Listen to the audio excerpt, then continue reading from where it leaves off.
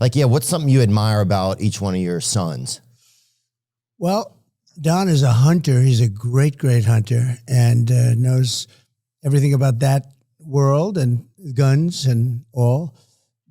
He was the first one that said, "Dad, boy, you got lucky," because I didn't realize that 130 yards is actually very close in that parlance. And he said, "You got lucky."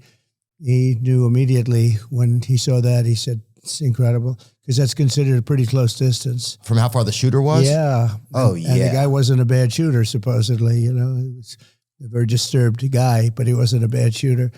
And Eric, likewise, he loves the business. He loves real estate.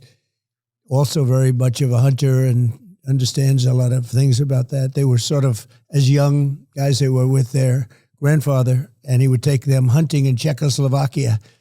And somehow they developed very well. And Czechoslovakia, yeah, damn. can you imagine? It's a lot of letters even. That's a long time. Yeah. That's the name you don't hear too much anymore. But it was. I'd need a scope just to get through the spelling of that word. That's right. I think, A lot of people. Yeah. But so he'd go. They'd spend time in Europe, and they'd do that. That's where he learned a lot about both of them. Really good. With your dad, they would go?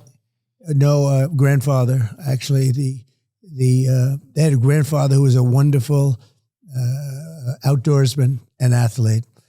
And during the summer, he'd take them out into the woods and they'd go hunting and lots of things, and they loved it. They got to love it. And that's Don, and that's Eric.